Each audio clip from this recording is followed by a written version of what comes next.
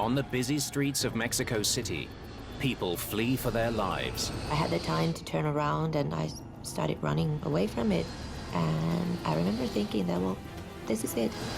An out-of-control jet sets the financial core on fire. It was a disaster. The president's right-hand man is killed in the crash. A major political figure for the future in Mexico. In a nation at war with drug cartels, there was a lot of narco trafficking going on, a lot of drug culture. It seems the violence has reached a terrifying new level. Oh my God! It was a natural question. Was this an assassination?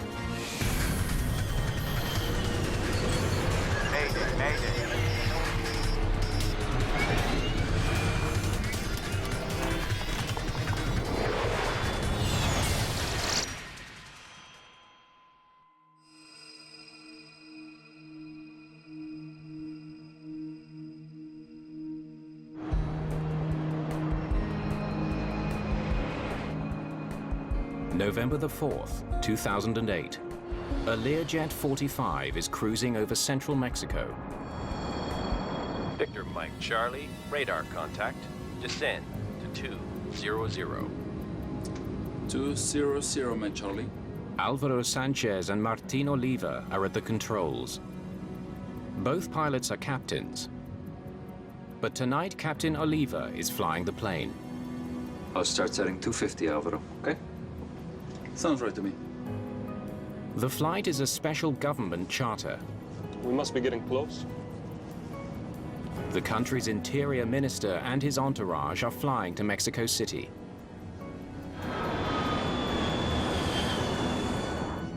We have a few minutes. Show me that report.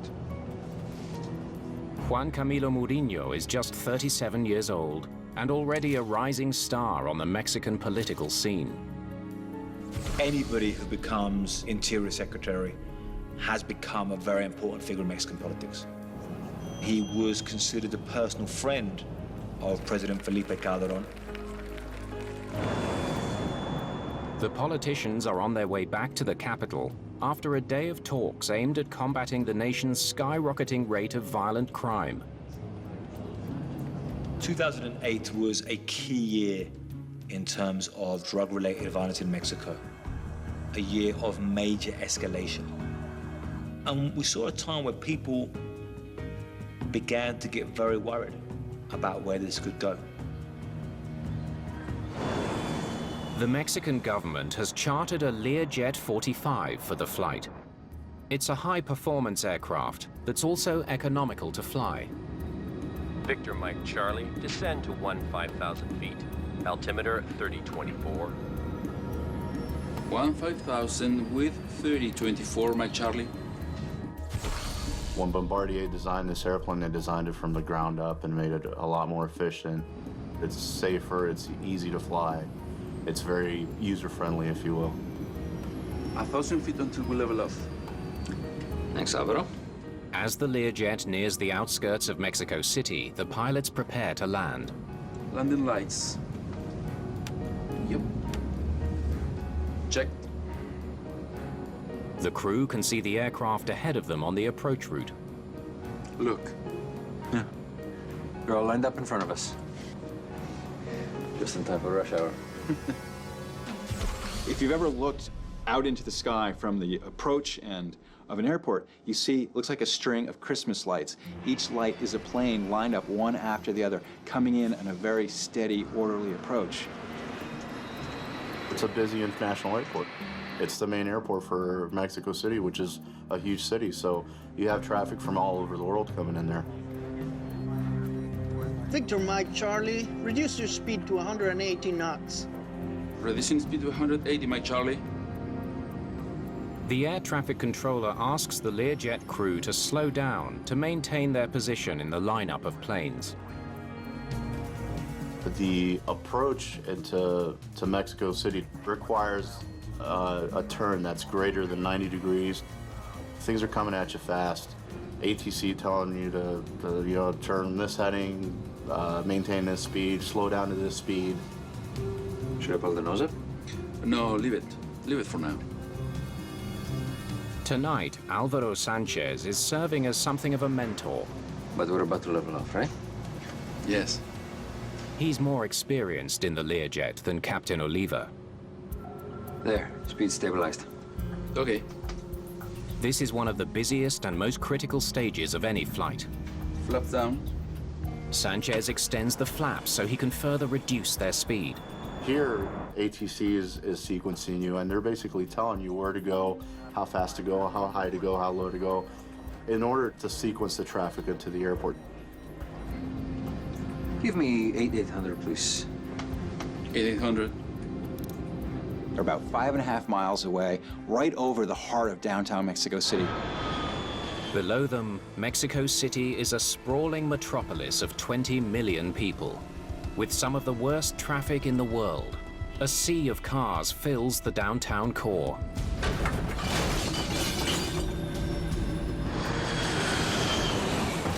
Oh my God! All of a sudden, chaos. They're flown upside down, they're hurtling towards the ground. Screams, pandemonium, sheer terror. Without warning, the Learjet goes into a steep dive and plummets towards the ground. What do we do? Alvaro! Give it to me! Give it to me! The first officer calls for control of the plane. It's yours, Alvaro! He hauls his control column back, trying to pull the plane out of the dive. Ulrike Bjorkstam is in the street below, waiting for a cab. All of a sudden, I saw this plane flying like really low. I had the time to turn around and I started running away from it. But of course, the plane was a little bit faster than what I was. They aren't much higher than the skyscrapers in downtown. They can read the signs on the buildings, they can see the people walking on the streets. I remember thinking that, well, this is it. This is it for me.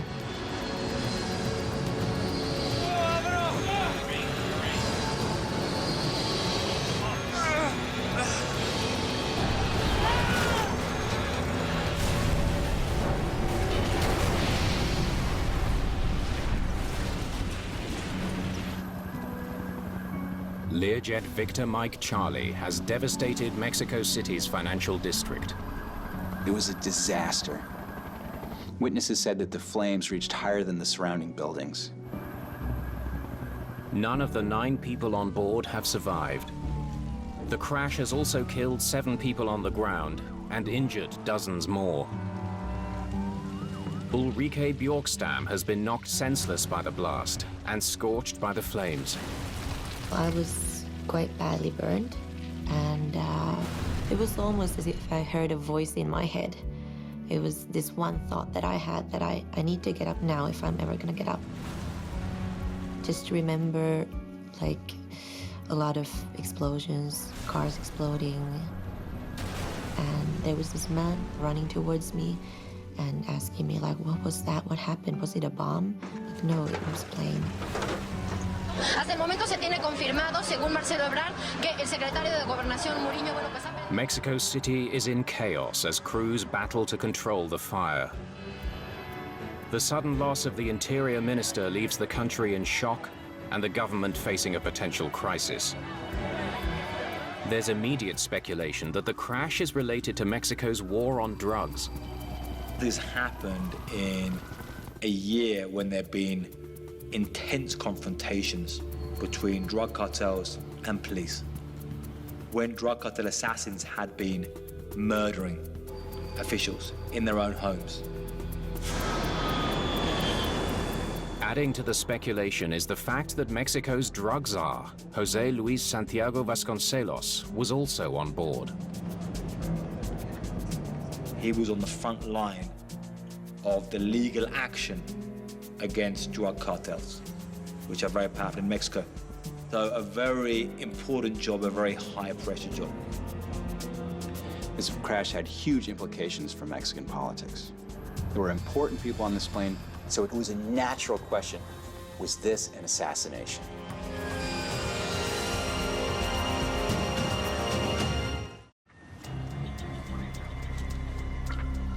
The morning after a government Learjet slams into the heart of Mexico City, investigators begin their work at what may well be a crime scene. One of the high-ranking politicians on board, José Luis Santiago Vasconcelos, has been a target in the past. He had said there had been threats against him, and they discovered a plot to try and kill him. Have the cartels finally succeeded? If so, it would mark a dangerous escalation in their war against the Mexican government. This is really concerning. This is no longer simply a criminal problem.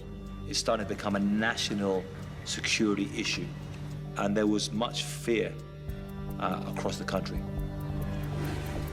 Desperate to quell public anxiety, Mexico asks for help from the United States. They call in the FBI and the National Transportation Safety Board. The NTSB's Joe Cedar knows this is an assignment like no other. As soon as we heard that there was what we would say the equivalent of the Mexican vice president on board, I knew that it was going to be a very political investigation and would require a lot of politics, a lot of interpersonal skills, more than even just the technical side of things. Joe Cedar, NTSB. Amid the chaos of the crash site, Cedar's first job is to try to identify all the aircraft debris. All right, if you're absolutely sure it's from the plane, it goes over there. Okay? Everything else I want here. It's a monumental task. With so much damage to buildings, cars, and the city itself, isolating wreckage from the Learjet is next to impossible. This plane crashed into rush hour traffic in the middle of one of the world's biggest, busiest cities. There's wreckage everywhere. There's debris. Is it a car? Is it a plane? Who knows? I mean, it's just a mess. Investigators make an early breakthrough. They recover the plane's flight data recorder. If it survived the fire, it could hold crucial clues about what went wrong. We can glean out a lot of information from the recordings from air traffic control, from the impact, from radar, but to get some very specific information, we would really want that flight data recorder to tell us what the flight of the aircraft was. That's great. One down, one to go. All right, it's got to be nearby. Let's keep looking. But the second black box, the cockpit voice recorder, is still missing. Investigators need to find it, and fast. Faced with the suspicious death of two key members of the government, President Felipe Calderón himself is watching their every move. In fact, I briefed the president of Mexico, President Calderón, at least 3 or 4 times. I was dealing with his aide, his personal aide, on a daily basis, if not hourly basis. One of the things that he wanted to prove was that this was not either a drug hit or a political assassination. President Felipe Calderón was very vested in this case.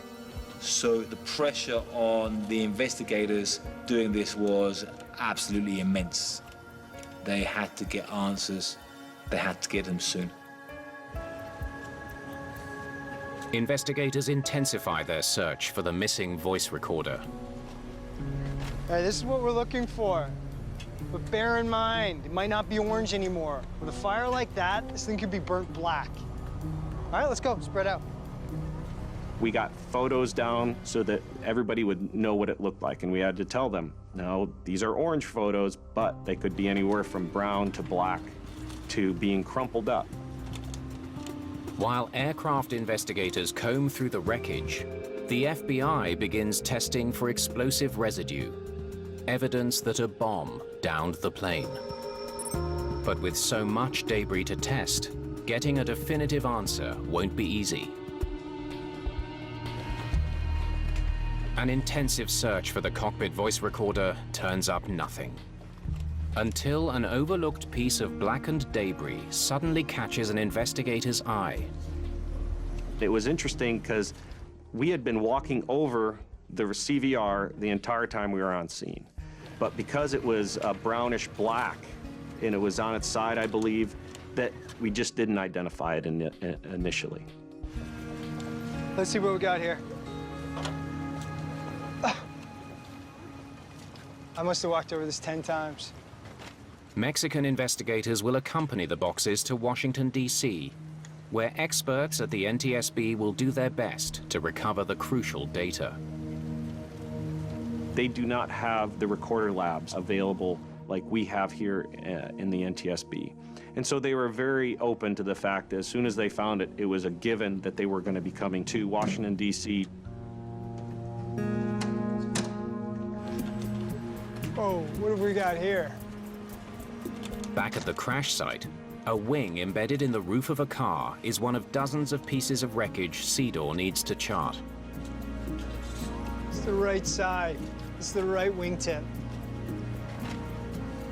He wants to know if the plane came down in one piece, or if it broke apart in mid-flight, something that would point strongly to a bomb. Well, this is the nose. Ah, the whole plane's here. There's no way it blew apart in the air. So we had the left wingtip, both left and right, horizontal stabilizer and the vertical stabilizer. This told us that the whole aircraft had made it to the accident site, as we say. The fact that the debris was so tightly clustered together on the ground really was strong evidence against the notion of an in-flight explosion. Mexican and U.S. investigators breathe a collective sigh of relief.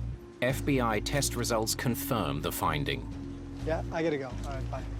There's no evidence of a bomb. When the FBI took samples around various parts of the aircraft, and even, I believe, even on parked cars and in the building, they found no trace of any explosive device.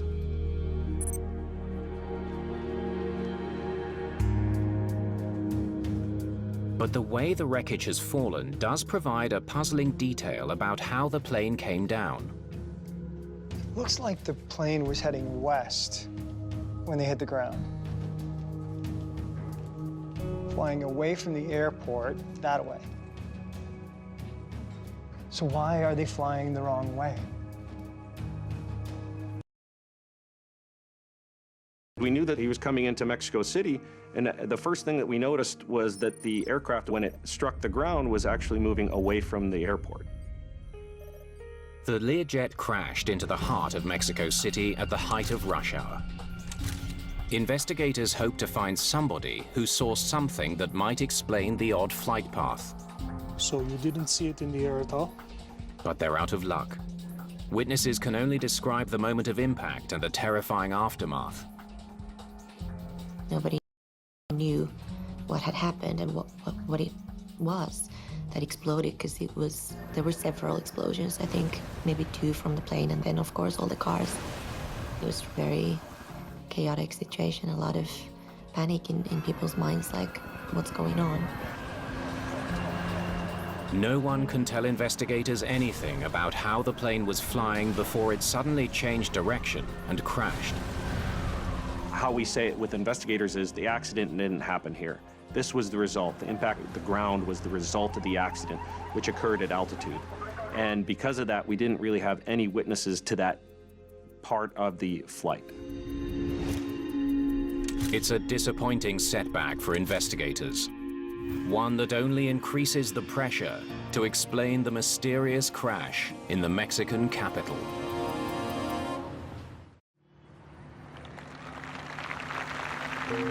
At a state funeral, the Mexican president honors the victims of an air disaster that set Mexico City ablaze and shook the nation to its core. Al licenciado Juan Camilo Mourinho Terrazo, secretario de Gobernación, así como a sus destacados. President Felipe Calderón lost a good friend and a protege, as well as his number 2 in the government. The somber moment is a reminder that there is still no explanation for the crash that killed 16 people. For those who survived, it's a reminder of how lucky they are. I felt guilty of being alive because so many other people got killed, and it could have been me. So why did I survive and not the rest of the people who were next to me on the street?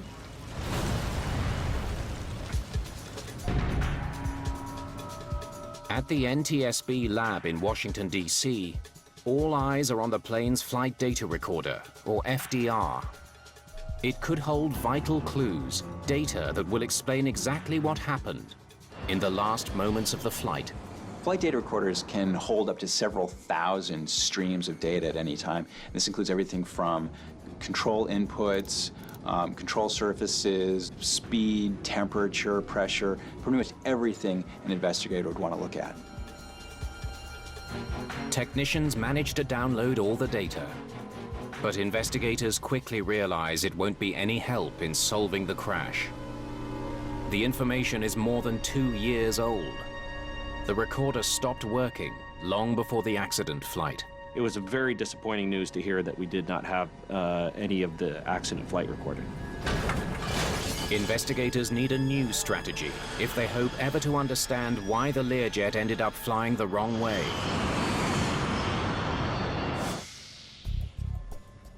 They turned to security cameras mounted in and around Mexico City's financial district. One of the advantages of an urban environment for investigators is that there's a lot of cameras around. Yeah, one of these cameras must have been looking in the right direction. We just basically said, find every and all video that is available from every building around. It's a long shot, but there's a chance a camera may have captured images of the Learjet in flight.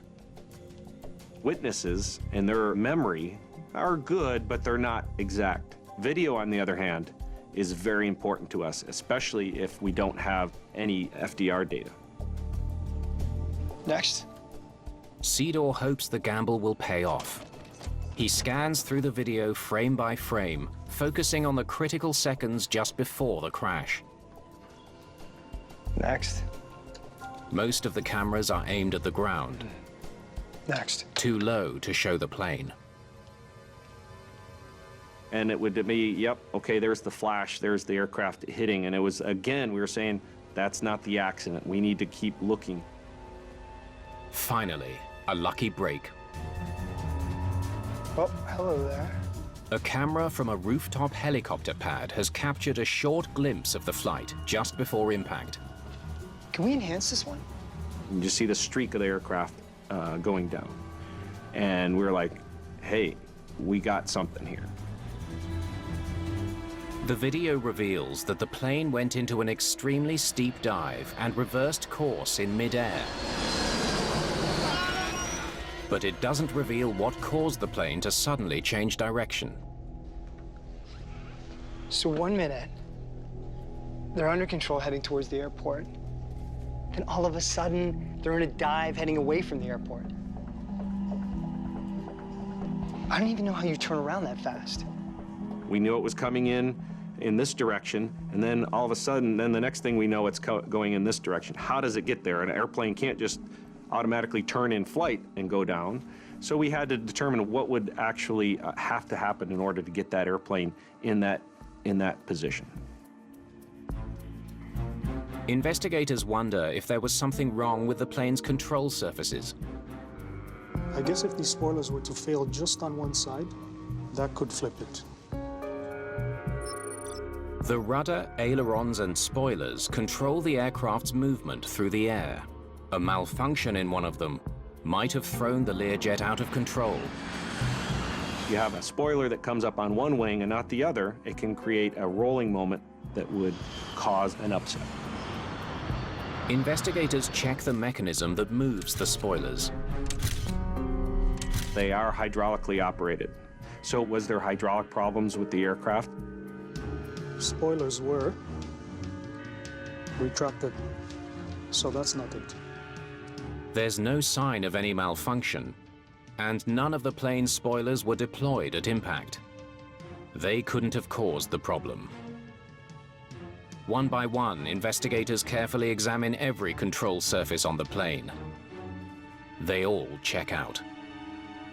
We had no evidence to suggest that this was a mechanical failure in the aircraft. It's another dead end. Investigators are no closer to understanding why a government-chartered Learjet suddenly veered off course and slammed into Mexico City. Alvaro! What do we do, Alvaro? Facing constant pressure from the highest levels in the Mexican government, investigators are running out of leads. They turn to what may be their last hope of understanding what brought down the Learjet: the cockpit voice recorder. The cockpit voice recorder doesn't just give you voices, it gives you alarms, it gives you wind sound, any other relevant audio cue that can help you figure out what happened in that crucial moment of the flight. We have a few minutes. Show me that report.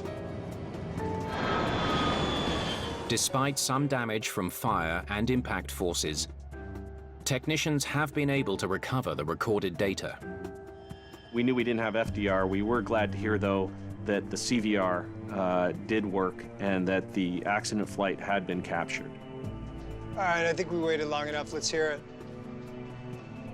Victor Mike Charlie, reduce your speed to 180 knots. Reducing speed to 180, Mike Charlie. Because it's a small aircraft, we could hear not just all the sounds that were in the cockpit, but we could also hear the sounds in the cabin. We must be getting close. As they listen to the moments just before the crash, they hear nothing out of the ordinary. No, leave it. Leave it for now. One of the things that it did reassure us is that there was not an intentional act that brought down the aircraft. There was no sounds similar to a struggle. There was no sounds of an explosive device. And so that helped close the book on that aspect of the investigation. The mystery of what did cause the crash persists. Lock down. Investigators listen as the pilots descend towards the runway. Look. Yeah. They're all lined up in front of us. All seems well, until... Turbulence from that thing. Oh, man. One of the interesting things that we did hear was that the flight crew did mention turbulence. What the hell? All right, sounds like that's where the trouble starts. Where are we at? 14 seconds before hitting the ground. It seems the Learjet hit a patch of violently unstable air. Oh my God! All of a sudden, boom, they're upside down, plummeting towards the ground. Alvaro! What do we do? Alvaro! Without the flight data, the voice recording leaves investigators with only a partial picture. We don't know exactly what each of these pilots was thinking at the time. We don't know what control inputs were being made, but it shows that there was that confusion factor in the cockpit of what to do, how to recover the aircraft from the upset. They don't seem to know what hit them. Alvaro!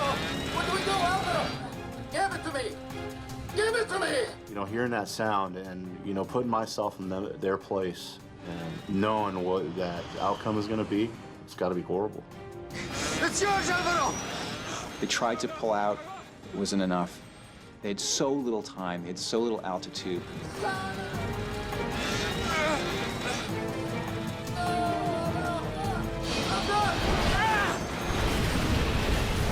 We had a normal flight coming in, and then we had a loss of control relatively quick. There was no evidence of any mechanical failure. So what do you think? Wake turbulence? So we had to really look at the possibility of a wake turbulence event. Wake turbulence forms when the low-pressure air above the wing draws high-pressure air upwards, creating a swirling vortex that trails behind the aircraft as it flies. As a plane flies along, each of its wingtips is generating a tiny horizontal tornado called a wingtip vortex.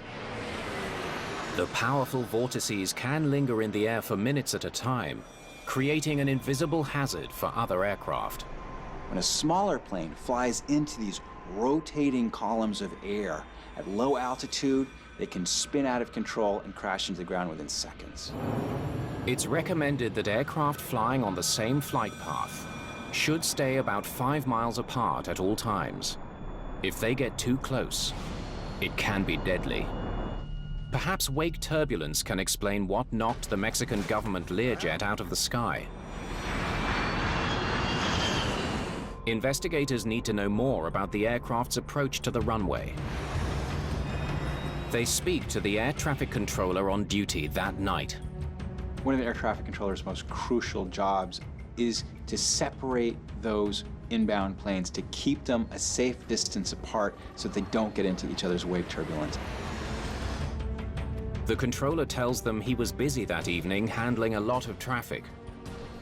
Victor, Mike Charlie, reduce your speed to 180 knots. Imagine it's rush hour. Planes are stacked up coming in from all over the country. This is the crunch time. This is when the air traffic controllers really earn their pay. Victor, Mike Charlie, please turn right and maintain 220 knots. Around 6:30 p.m., the controller slotted the chartered Learjet in behind a much larger aircraft. A Boeing 767 was flying its approach directly in front of the Lear 45. Just time for rush hour. But there was a problem.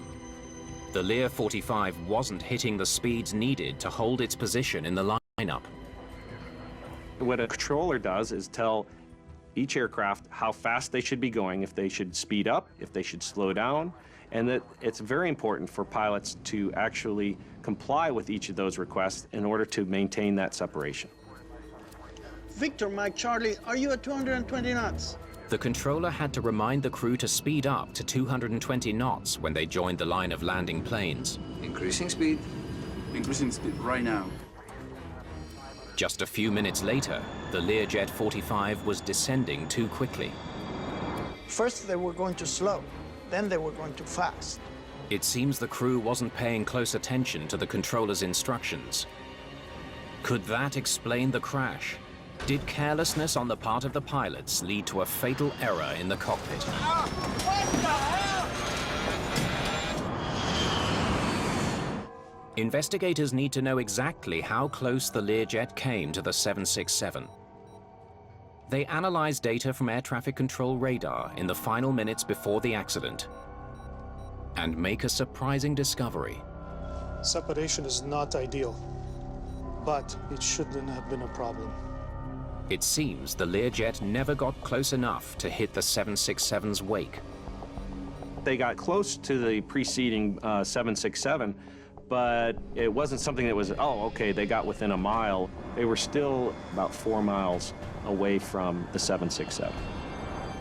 It wasn't anything that was very apparent that a wake turbulence encounter would have caused this accident. So we had to go back and do a lot more work in order to understand why this particular day, at this particular time, that 767 wake turbulence affected the Lear 45. What the hell? The turbulence from that thing. Oh, man. Conflicting evidence has brought the Lear 45 crash investigation to a surprising impasse. While the cockpit recording points to wake turbulence as the culprit, radar data suggests the government jet was never close enough to the plane in front for wake turbulence to be any problem. To try to resolve the conflict, investigators take an unusual step. They download the flight data recorder from the Boeing 767 that was flying ahead of the Learjet. If something was causing the 767 to produce more wake turbulence than usual, the plane's flight data should tell them. The data from that preceding plane's flight data recorder, the speed, the flap settings, would give a good clue as to what kind of wake turbulence that plane would be putting out. But the data reveals nothing unexpected. It seems the 767 was generating a normal amount of wake turbulence. Investigators are missing a piece of the puzzle. Then they factor in some additional information about the weather that changes everything. One aspect of wake vortices is to understand the weather, the current weather that's going on. They learned that the 767's wake vortices would have lingered for longer than usual, putting the Learjet in lethal danger. The reason? Extremely calm weather. The wind wasn't strong enough to disperse them. Normally, you think of calm air, clear skies, no wind, great conditions for flying. Actually, calm air is worse for wingtip vortices because the wind doesn't break them up and chop them up into innocent pieces. Their danger remains potent. We had a calm atmosphere. We had a heavy aircraft in front, we had a light aircraft behind. All the circumstances came together to have that trailing Lear 45 have an encounter with the wake turbulence of the 767. The crew could see the 767 ahead of them. He's starting to turn. So, he's 5 miles from us. But they mistakenly thought they were still a safe distance away. When you look out your cockpit window, you see this tiny dot ahead of you. It's almost impossible to tell just by eyeballing it how close that plane in front of you really is. Like a sledgehammer from above, the wake turbulence slammed into the smaller plane, flipping it over. It's this powerful force, but you don't know that you're about to hit it until you're already in it. This explains the mid-air change of direction. The aircraft rolled around into a sort of a barrel roll, and then as it was coming around, they were pulling out.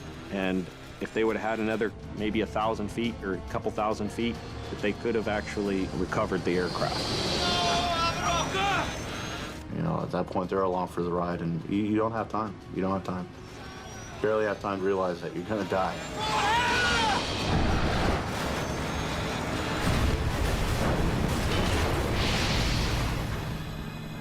Severe wake turbulence on a calm day now appears to be the likely cause of the crash.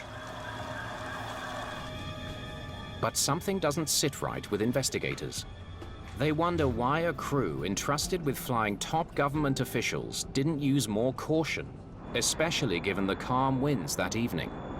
Once the investigators realized that it most likely was a case of wake turbulence, the big question was, how did it creep up on the plane in front of it close enough that it hit that wake turbulence? The key to a successful descent is reducing the plane's speed and altitude in a controlled way. When you're coming into a busy airport at peak rush hour time, you don't have a lot of room for error. You can't screw up. You have to know what you're doing. The 767 is coming down nice and steady. Now, look at the Lear. The comparison of the 767's final descent with that of the Lear 45 reveals two different piloting techniques. Should I pull the nose up? No, leave it. Leave it for now. They are using a stepped approach. The Learjet descends unevenly in a series of steps, speeding downward to lose altitude, then leveling off to slow down. The 767 ahead of them is descending on a steady slope towards the runway. If a pilot's really in control of his airplane, he can lose altitude and lose speed at the same time. If he's not really in control, he'll focus on one or the other. The Learjet pilots didn't successfully control either their speed or their altitude. There, speed stabilized. Okay. They flew too fast towards the plane ahead and dropped down too far. Flaps down. Right into the deadly vortex. If they had stepped down and maintained the airspeeds that were requested of them by air traffic control, then this approach would have gone without a hitch. Oh my God! If you're not paying attention to air traffic control, if you're not paying attention to your speed, things can get beyond your control very quickly. What do we do, Alvaro?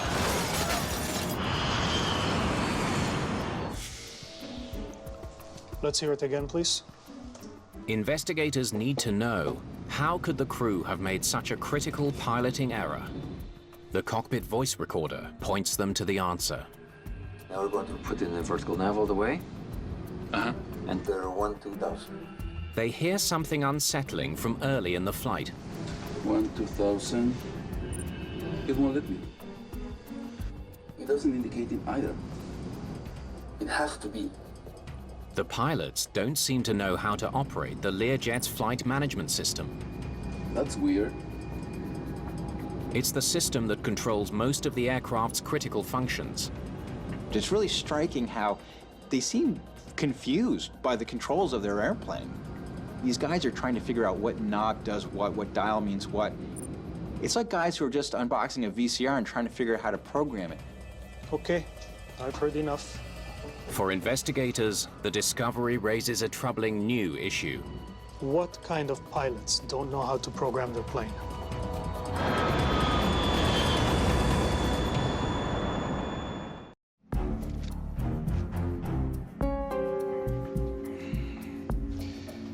All right, let's see what we have in these two. Investigators dig into the work records of the two Learjet pilots. They're looking for anything that could account for the pilot's lack of proficiency in the cockpit. What the hell? They come across discrepancies in the pilot's certification for the aircraft. Missing signatures. When you look at the paperwork for the type certification for the Learjet 45, for both the pilot and the co-pilot, there were signatures missing, there were forms missing. It seemed that something was very fishy about how these guys got their type certification. When they try to track down Captain Oliva's flight instructor, Let me guess. No sign of the instructor. they find no proof that any training took place. We were very surprised to hear that this was happening at such a high level in the government, where it's not the president, but it's the equivalent of the vice president that's flying around with pilots that have very questionable training and backgrounds. Investigators dig for further irregularities. They study Captain Oliva's logbook, where he kept a record of all his flights. Can you call the flight school? They contact the flight school where Captain Oliva trained. They learn that many of the training flights he claimed to have made never took place. The flight school that provided that information definitely found that there were some issues with his command of the aircraft. Investigators reach a shocking conclusion. The pilot in command of a Mexican government Learjet was a fraud. It's pretty mind-boggling that a pilot would fake his own credentials. This is a plane that you're flying. You're in it. Your life is at stake, too. You'd think you would want to have the proper credentials to fly an airplane. These guys were totally faking it. The truth about Alvaro Sanchez and his qualifications is equally shocking. His claims to be a member of a Learjet 45 training team and an instructor are also proved false. These are people who clearly were enamored of the convenience of cutting corners, taking advantage of some corruption somehow to fly a plane that they had no business being in, let alone flying. We must be getting close. It was their own fraud and deception that ultimately led the pilots into a situation they simply couldn't handle. Sure, Baldi knows that. No, leave it. Leave it for now. They found themselves piloting a powerful jet they didn't know how to control during a demanding descent in high-risk conditions. It all added up to a fatal outcome.